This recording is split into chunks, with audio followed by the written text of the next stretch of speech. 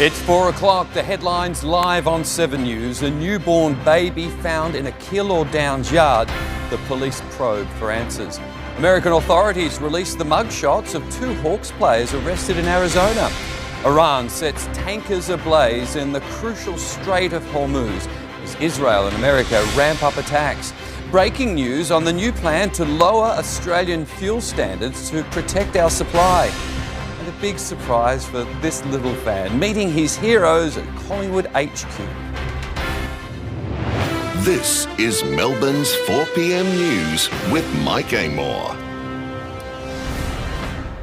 Good afternoon. We start with developing news in Melbourne's northwest, where a newborn baby has been found in a backyard.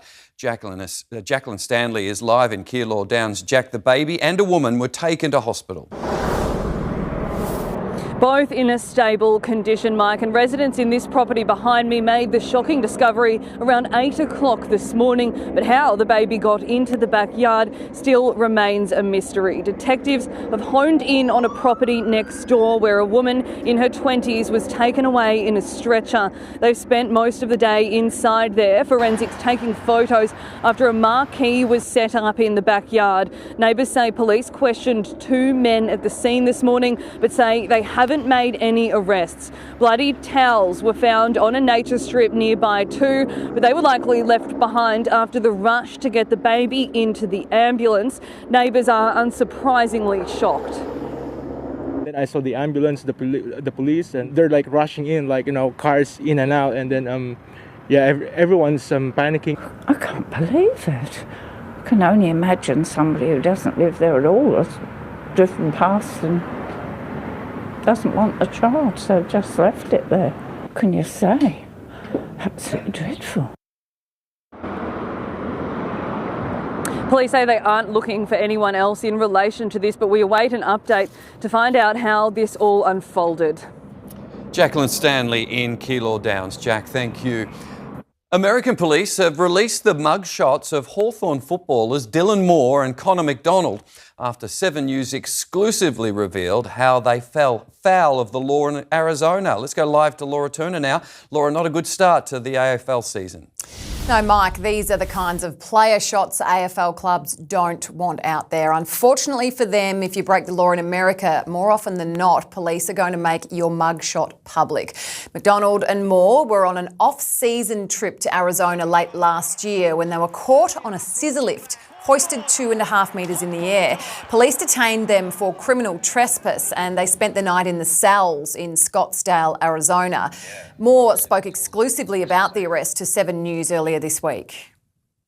I was out having a few drinks and made a foolish mistake, decided to get on a scissor lift, and next thing I know the cops are there telling me to get off, and I got off, and the next thing I know is I'm in police custody. The pair was charged with 3rd-degree criminal trespass, each facing a fine of $355 AUD. A misdemeanor drug paraphernalia charge was dismissed, though, which was against Moore. Both men will line up to play Essendon tomorrow night, Mike. Laura, thank you. Donald Trump has declared victory over Iran while simultaneously saying the fight isn't over. His comments come as the US government is pressed on the war's objectives and when it will come to an end. Miley Hogan reports. US President Donald Trump has given conflicting statements about the duration and objectives of his war with Iran. Today, adding to that confusion by claiming the US has won, but warning they'll stay in the fight to finish the job. He made the comments during a campaign-style rally in Kentucky. Operation Epic Fury! Is that a great name? Well, it's only good if you win. You know, you can only do. And we've won. Let me tell you, we've won. You know, you never like to say too early you won. We won. As we end this threat to America and this threat to the world, we don't want to leave early, do we? We got to finish the job, right? It comes after the president was questioned about a report in the New York Times that claims the US was responsible for the deadly strike on an Iranian school. The Times quoting unnamed sources, citing a preliminary report that claims the US strike may have been a mistake based on outdated intelligence. Donald Trump had previously suggested Iran was to blame. A new report says the military investigation has found it was the United States that struck the school. I don't know about that. The Pentagon claims they've decimated Iran's military, hitting more than 5,500 targets inside Iran since the start of the conflict, including ballistic missiles and 60 Iranian Navy ships. Donald Trump not giving any clear indication about what further objectives he wants to reach before ending the campaign, only adding that it will happen soon. Police have taken advantage of a chance encounter with the alleged driver who fled this death-defying crash in Seabrook last week. The 19-year-old man is accused of a carjacking before crashing the stolen vehicle into a tree at such high speed it split in two, all while on bail. Officers say by chance they spotted him at a Hoppers Crossing shopping centre yesterday, quickly arresting and charging him. He was denied bail in court today. The authority responsible for NAPLAN testing says students caught up in yesterday's IT meltdown should be able to reset their tests as soon as their schools can arrange it. The system login screen froze, leaving thousands of children unable to complete the written test. It's still not clear why the web-based system crashed. Developing news this afternoon on Australia's fuel crisis. The federal government has just announced an emergency plan that will add hundreds of millions of litres in fuel to our domestic supply. Let's go live to Josh Martin in Parliament House. Afternoon, Josh. The Energy Minister has lowered fuel standards. Good afternoon, Mike. That temporary decision means that more fuel will be directed to regional areas where we're seeing bowsers currently run dry.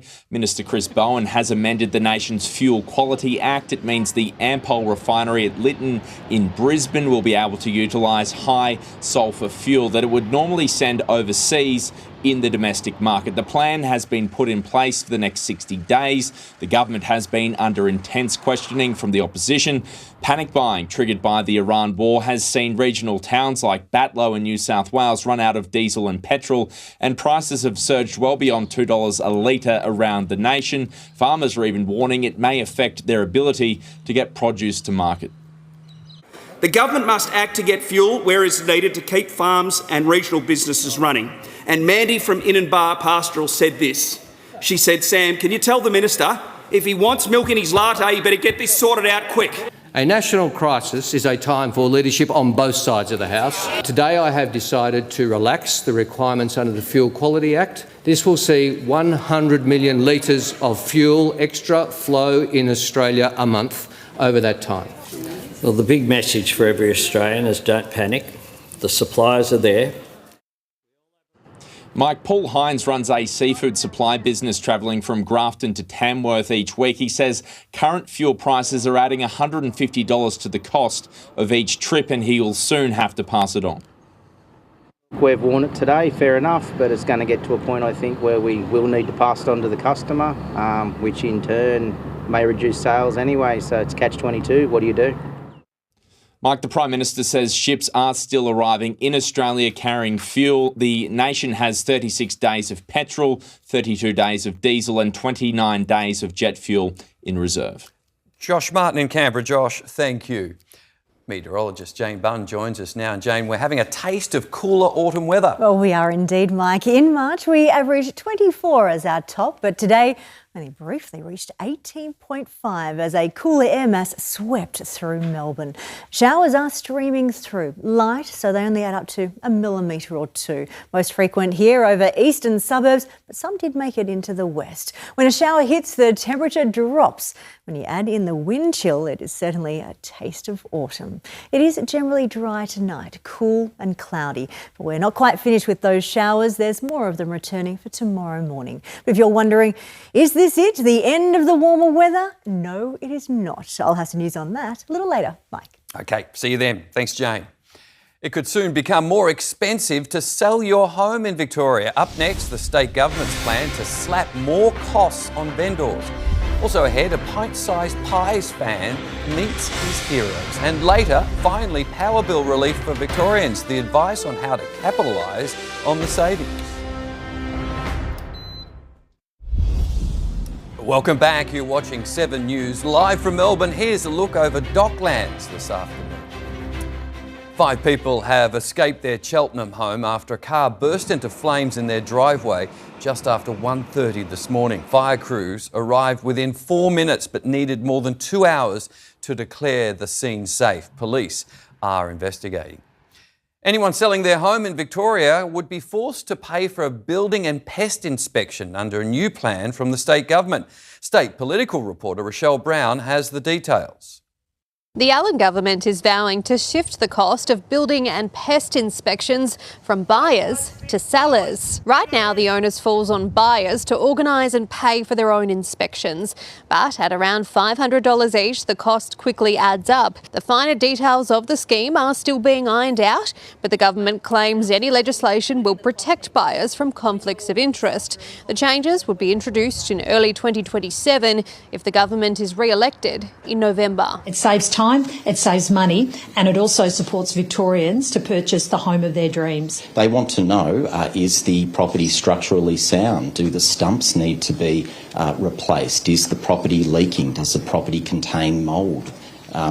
Does the property contain termites? They're the really basic things that people want to know before they make the biggest purchase of their lives. Shelling out thousands of dollars for these reports, even when you don't end up buying the property, just adds to that stress and that expense. I don't understand why the government is holding this up as a big cost of living relief exercise if they're not intending to implement it for Victorians now. Why are we waiting until 2027? The government will consult closely with the ACT, which already has a similar scheme in place. Under that model, sellers organise and pay for the inspections up front, but can recover the cost from the buyer once a contract is signed. The Allen government hasn't ruled out adopting the same approach, and exemptions for people selling apartments could also be considered. The former spy chief, handpicked by the Prime Minister to examine intelligence in the Bondi Royal Commission, has quit. Dennis Richardson was tasked with probing the role of law enforcement after the terror attack before his work became part of the Royal Commission. But he's pulled out just 3 months into his role, saying he was way overpaid. Anthony Albanese had said Richardson was the best person in the country for the role. A pint-sized pies fan has enjoyed the ultimate birthday treat, meeting his heroes at Collingwood Football Club. Young heart patient Ollie is starring on this year's Good Friday appeal and had a few top tips for the team. Here's Nick McCallum. Collingwood! It was a surprise birthday treat for Ollie Drum. I can see Nick Dacos. Ollie's hero. Hi, Nick. You good? Give me a hug. How are you? Good. Thanks for coming out of training. And advice from the face of the Good Friday appeal to the face of the Magpies. You should play for the Magpies because they're good and you should win too. All right, I like that message. Thank you. It's been amazing to meet him. His outlook on life's very special, so it's been awesome having him. But for the coach, a grilling. Who's your favourite footy players? We've got 44 young men downstairs. No, 45. 45! We're all over it. Ollie was born with a congenital heart condition. He's had 2 open heart surgeries and faces another soon. What's my name? Peter. Yeah. Welcome to Collingwood. Our own Peter Mitchell, also a die-hard Magpie, gave him a 7th birthday tour of Collingwood headquarters. Ollie ran him ragged. Collingwood! Whoa! That's the best one today. Are you a bit exhausted? Trying to keep up with him, yes, I am actually. Got these for you. They won't fit you yet. All right, but when they do, you've got to let me know. Okay. I'll come watch you play. And Ollie's message to all the players he met today? Try and beat the other teams because the other teams, I don't like the other teams. What's going on, dude? Hey, buddy. Take it a high five. It's quite an emotional experience to see. It's all the stuff you never thought you'd get to do, take him to games, try and meet the players, all that sort of stuff. It's quite humbling. It was all the perfect preparation for Auskick, which starts for Ollie in a couple of weeks. How exciting is that going to be? What are you going to do at Auskick? I'm going to be like Nick Dacos. Sure he will. You're a ripper, Ollie. Police are hoping record rainfall in South Australia will help them in their search for missing 4-year-old Gus Lamont. Details next. The 400,000 joyride Melbourne motorists couldn't believe. And a flood emergency in Queensland turns deadly, the latest from the flood zone.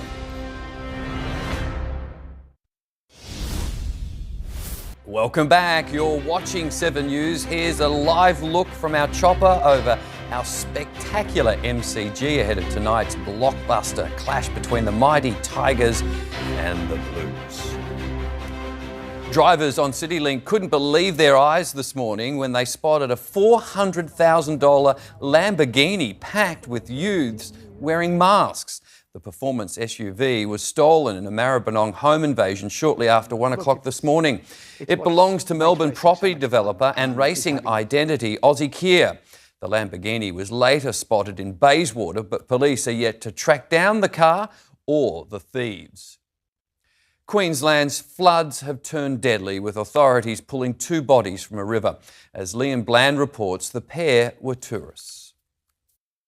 The floods turned deadly west of Gympie, where police have pulled 2 bodies from a creek believed to be those of a missing man and woman visiting from China. The tourists in their 20s left Brisbane on Sunday night, headed for Gayndah, about 4 hours away. They'd been going to work on a farm picking fruit when they drove into the flood zone. The vehicle has driven off a bridge into flooded waters, which is really sad to see. It wasn't until yesterday they were reported missing by a friend. Hours later, our 7 News drone spotted the pair's silver 4-wheel drive submerged in a creek outside Kilkeven, west of Gympie. Specialist police from Brisbane have removed their bodies and spent this afternoon trying to recover the vehicle. We have been told that the families are coming to Australia and we'll assist them in every way that we possibly can. It's been a busy few days for emergency crews across Queensland, where a number of communities have been inundated and experienced flooding. Chinchilla is one, counting the cost after Charlie's Creek, which snakes around the north of the town, peaked last night. Police and SES crews going door to door yesterday evening.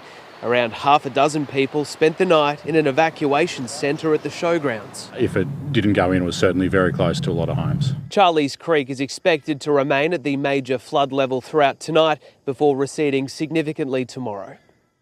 Detectives have uncovered several items of interest at the outback home of missing 4-year-old Gus Lamont. As Hannah Ford reports, it's hoped recent floods have washed up new clues about the little boy's whereabouts.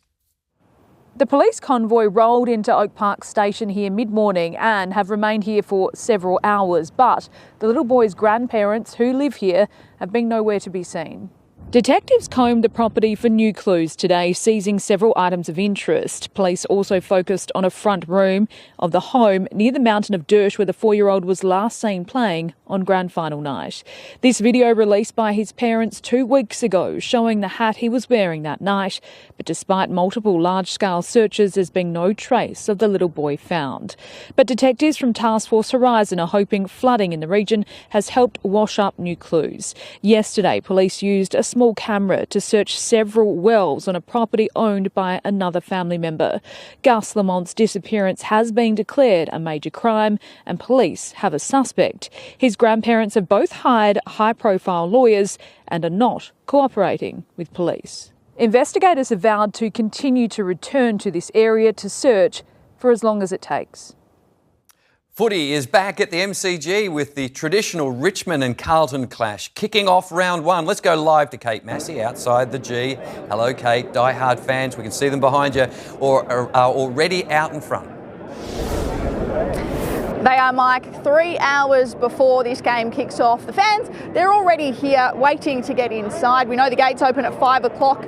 As you can see, they're pretty quiet here at the moment. I'm going to try and find some who are willing to have a chat to us. And first, we'll start with the Tigers over here. Hello. Hi, the Tigers.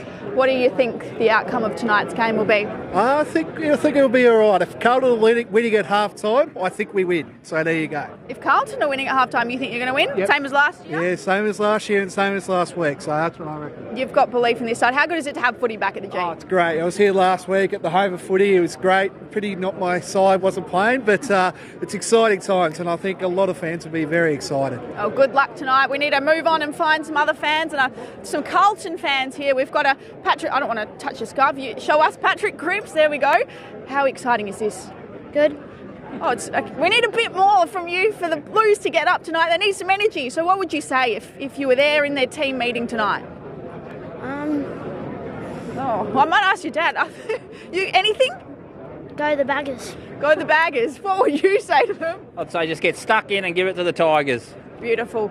It is a big night here, obviously. We're waiting for footy to return to the MCG. The fans, they might not seem like it yet, but they are excited, Mike. When these doors open at 5 o'clock, they will be rushing to their seats, and we will have more for you in the news at 6. Well played, Kate Massey, interviewing that young man. I appreciate it.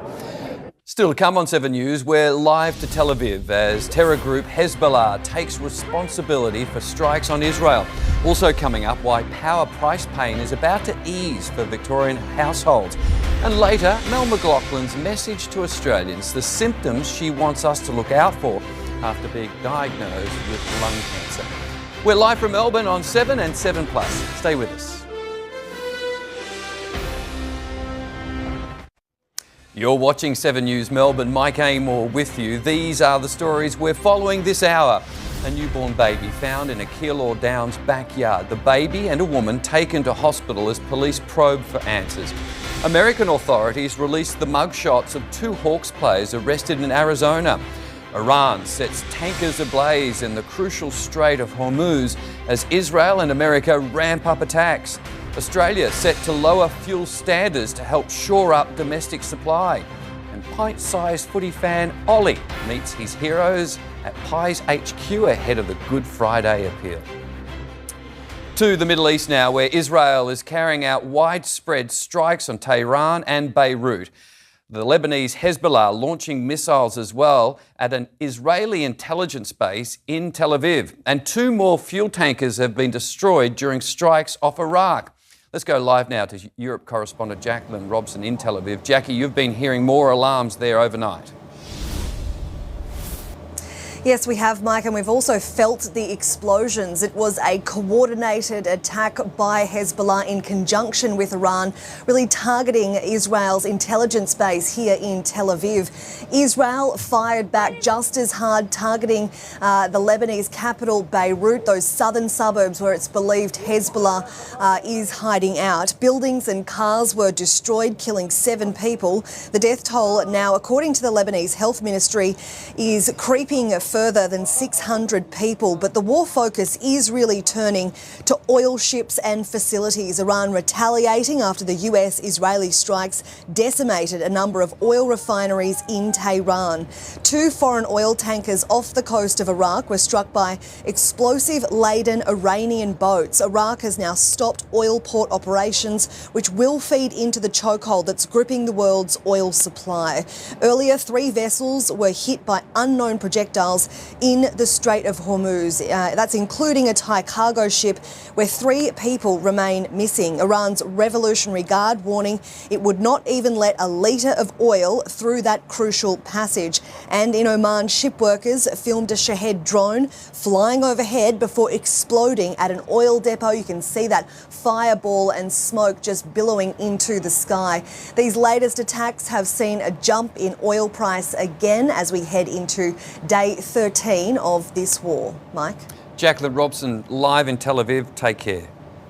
The FBI has issued an urgent alert to police in California, warning the state could face a potential Iranian drone strike. The notice is based on intelligence suggesting drones were going to be sent from an unidentified vessel off the American coastline. We've been aware of that information. Drone issues have been always top of mind. California is home to the highest concentration of Iranian dissidents in the US, up to 500,000, but it's unclear if this is why the state could be targeted. Victorians will enjoy a rare drop in electricity prices after the energy regulator's proposal to lower the benchmark prices. More on this good news from Blake Johnson, who joins me on the desk. Blake, it's good news for cash-strapped families. It is, Mike, but that deposit on the Ferrari isn't going anywhere just yet. Why? Well, the recommended reduction to the default offer is, for 1, rather small, and 2, not guaranteed. Here's what the proposed the proposed cut is by the Essential Services Commission. Residential power prices on the default offer should drop by 3% or roughly $46 in the next financial year. And for small businesses, a bigger saving of 5% or $172 a year. It is the first time in a couple of years the default offer could come down. There's been a lot of price ups and a few downs since Russia invaded Ukraine 4 years ago. Current fighting in the Middle East could also affect the draft offer, which isn't locked in for another 2 months. Yeah, you're right. No Ferrari buying with that. But what's behind the proposed 3% drop then, Blake? So the ESC says the key driver of the reduction is environmental costs. This is not because more renewables are in the market. Instead, the government costs of subsidies like the Victorian Energy Upgrades Program is going down. These are costs that are incurred by electricity retailers to meet government policies to promote energy efficiency or uptake of solar and other consumer products that benefit them environmentally and can save people money. It's a modest decrease that's being proposed, but it's still a welcome one. This is not a huge win for households, let's be clear. 3% in the backdrop of rising bills, not just electricity bills, can feel like a drop in the ocean. The default offer is the bare minimum here. CanStar says you can save up to $300 a year if you do a bit of homework and find a better deal on a comparison website. OK, Blake, thank you. A Queensland man has been accused of organising a so-called black flight to smuggle criminals out of the country. 42-year-old Grant Schultz, who ran a Rockhampton aviation company, was arrested by federal police yesterday. They say the sophisticated operation involved several charter flights across New South Wales and far north Queensland before the two fugitives boarded a secret flight to Indonesia. Both have now been detained in South Papua New Guinea, along with the two alleged co-pilots. Schultz has been granted bail to return to court in June. The AFL's lewd photo scandal has taken a twist, with ex-Carlton president Luke Sayers claiming the image was taken for medical purposes. The former PwC Australia boss is doubling down on accusations his estranged wife Kate posted the picture on social media. His defence says she was the only person who knew the image existed and the pic was posted while he was in the shower. Their bitter legal fight continues in the Supreme Court. Now it's time to go around the world in 80 seconds. While the US works to stop Iran developing a nuclear weapon, North Korea has test-fired a cruise missile from a new destroyer. State TV show Kim Jong-un and his teenage daughter watching the launch. The regime says it proves its nuclear deterrent is strong. Swiss police believe a bus fire that killed 6 people was started by a man who set himself alight. The 60-year-old is accused of pouring flammable liquid over himself about 40 minutes after boarding the bus. He is believed to be among the dead. 3 survivors of Jeffrey Epstein have travelled to Westminster demanding accountability. They've urged senior MPs to force powerful figures, including Lord Mandelson and Prince Andrew, to answer questions. Both deny wrongdoing. This tourist's worst fears almost came true, capturing the moment ice cracked beneath her feet on Lake Baikal in Siberia. The world's deepest lake is known for massive ice fractures caused by temperature changes. And a payphone outside Boston University is connecting 2 generations. The Caller Boomer booth lets Gen Z students chat with seniors in a Nevada retirement community. It's a social experiment aimed at tackling loneliness. And that's your trip around the world in 80 seconds. Sports next with Beck Maddern live from the MCG ahead of tonight's Tigers and Blues clash. Also a blow for the Magpies with a fresh injury to the skipper. And after sport, Mel McLaughlin's important message to Australia after she was diagnosed with lung cancer. Beck Maddern is at the MCG with the day's sport. And Beck, the stage is set for a full round of footy this week. Yeah, good afternoon to you, Mike. It's Carlton and the Blues tonight. Mitch Cleary, Chief Football Reporter, is alongside me here on the boundary at the G. Mitch, Carlton, microscope's been on them. It's only been 1 week of football. Surely they can't lose again this week. We thought that this time last year, Beck, and Richmond pulled off the unbelievable upset at the MCG to start their season.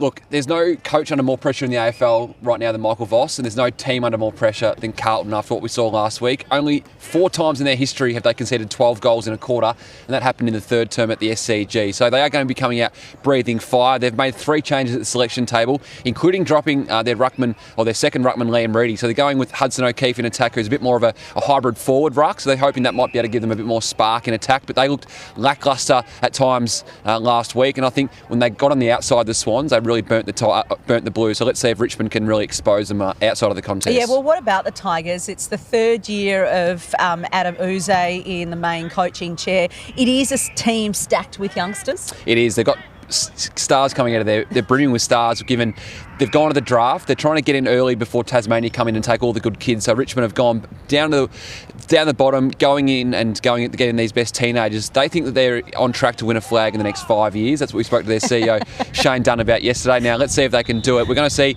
5 wins last year. If they can go to 6 or 7 this year, that would be a big result for the Richmond Footy Club. Yeah, all right. Let's turn our attention to tomorrow night. Another massive crowd right here at the MCG for Essendon and Hawthorn. Now you broke the story about Dylan Moore and Connor McDonald. How will that, if indeed it will, affect them? I know that they've said they've parked that. It happened a couple of months ago, but... Yeah, I think Dylan Moore, as we saw in that interview on 7 News on Tuesday, that he's taken this quite hard. I think he knows now that this is in the rearview mirror. He's been waiting for this story to come out for 4 months. It has now. He can put that behind him. They spoke to the playing group as a whole on Wednesday morning after the story came out on Tuesday. This is a big game though, so Hawthorn will need to be up for this. They were embarrassed last week by the Giants. This is a promoter's dream. Merritt against the team that tried to get him last year. Can't wait for 85,000 tonight and again tomorrow night. Yeah, terrific work. All right, we'll see you a little bit later. Mitch Cleary, thank you so much. And moving on, the Magpies have suffered a blow with skipper Darcy Moore ruled out for another week. Now, the skipper was set to return from a calf injury to face the Crows on Saturday, but failed a fitness test this morning, leaving the coach stumped. No, I don't know. He left the track a little bit sore late, and I haven't had a medical update yet. There's a lot of threats down there, isn't there? They've got 3 big targets, and we'll have to have a plan accordingly. We survived last week without him, and we'll have to do something similar this week. Yeah. It means they'll be without Moore and Jeremy Howe for a second straight week, but the Pies do have the bye that following week. The Matildas have hit the training track in Perth ahead of tomorrow night's Asian Cup qualifier final against North Korea. The North Koreans long boast a reputation for dodgy tactics, but Australia's captain is urging the Tillies to concentrate on their own game. I think just being ready for it, and it's probably nice to see a little bit of it the other day just based on the fact that we now know what we can expect, but just focusing ourselves is the main thing. Steph Catley and Hayley Rasso remain sidelined by concussion. And in the Champions League, Arsenal were saved by a late penalty in the first leg of their round of 16 tie against German club Bayer Leverkusen. The unbeaten Gunners clawed their way back to draw 1-1, while Manchester were stunned in the first leg of their tie, going down 3-0 to Real Madrid. I know you're anticipating a big season 2026 for your Tigers, Mike. Well, a few hours, we'll see how they go. We'll see indeed, yeah. Fingers crossed for me. I'm hardly biased, am I? Thank you, Beck. One of our much-loved colleagues here at 7, sports presenter Mel McLaughlin, has revealed she was diagnosed with lung cancer in December. A lifetime non-smoker, Mel says she wants all Australians to know the warning signs. Our health editor, Jennifer Beshwati, has this report.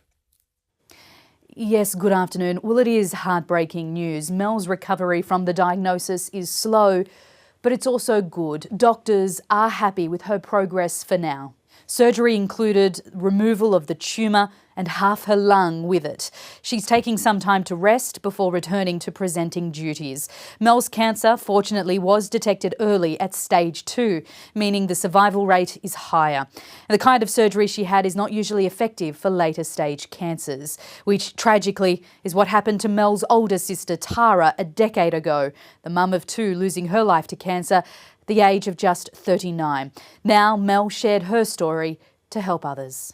It's just very traumatic. It's very triggering. It's just a lot of emotions. Recovery is slow, but good. And they're happy for now. The reason why I wanted to do it is not to talk about me, and I'm not just saying this, it's awareness. It's you know, the biggest cancer killer in the country. It's got a terrible stigma. I feel like I owe it to my sister. I just owe it to people that maybe could get something out of this. Now, there is a growing pattern of young women in particular who've never smoked that are being diagnosed with lung cancer. Doctors say the rise is concerning and are pointing to environmental factors as a likely cause, including air pollution from traffic, toxic fumes released during cooking and cleaning, some aerosols and radon gas in homes. So it can happen to anyone at any time, not just smokers. Genetics is also a very big factor. As Mel mentioned, lung cancer is the deadliest cancer. It kills more Australians than breast and prostate cancer combined. Finding it early could make the difference between life and death. Here are some of the warning signs. For patients who are worried about whether they might have something awful like a lung cancer, being conscious of symptoms that are really unexplained, like cough, like coughing up red blood, like pain that's unexplained, are really important symptoms that just should never go ignored. But then there are many, many patients who may have absolutely no symptoms at all. Really? And that's a totally different ballgame, of course. National screening programs mainly target smokers over the age of 50. Advocates want that extended to include people in their 40s, particularly those with a family history of lung cancer. Jen, thank you. Across Victoria, you're watching 7 News. Jane Bunn's up next with her latest weather forecast. The Australian share market has come under renewed pressure as oil prices climb back above $100 a barrel. Here's James Tao from ING Bank. Hey, good afternoon. The recent rollercoaster ride for the share market continued with the ASX 200 sliding 115 points or 1.3% and giving back nearly all of the gains from the previous 2 days. The ongoing conflict in the Middle East, including fresh attacks on energy infrastructure and oil tankers, is again rattling global markets. Brent crude has surged around 8% and jumping back to $100 a barrel, despite the International Energy Agency planning to release 400 million barrels to help stabilise global supply. Those spikes in oil prices has meant the energy sector has managed to close in positive territory, lifting solidly even as the rest of the market turned red. The tech and real estate sectors were hardest hit, while heavyweights in the banking and mining space were the main drags on the market today. Meanwhile, we saw the Aussie dollar also pulling back from its recent rally yesterday, where it hit the highest level since June of 2022. It's now buying around 71.3 US cents. It's not only humans who struggle to get to the gym. Malou, a 125-kilogram orangutan at Melbourne Zoo, isn't keen on chin-ups either, unless there are snacks on hand.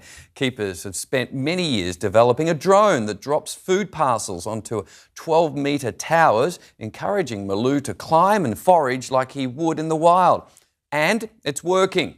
The 22-year-old ape now climbs platforms and swings on ropes, hunting down those parcels. Peter Mitchell joins me at the desk now for a look ahead to the 6 o'clock news. Mitch, what's the team been working on? A very good afternoon to you, Mike. Well, still to come, relief at Melbourne Airport this morning as the first flights carrying Australians out of Qatar landed at Tullamarine. You can see the emotional reunions. Also ahead, a homegrown tech giant has confirmed it will slash 1,600 jobs, or about 10% of its workforce. The announcement has been made after a horror run saw its shares fall by half as investors predict their products will be replaced by AI. And the ultimate shopping guide for chocolate lovers as we count down to Easter.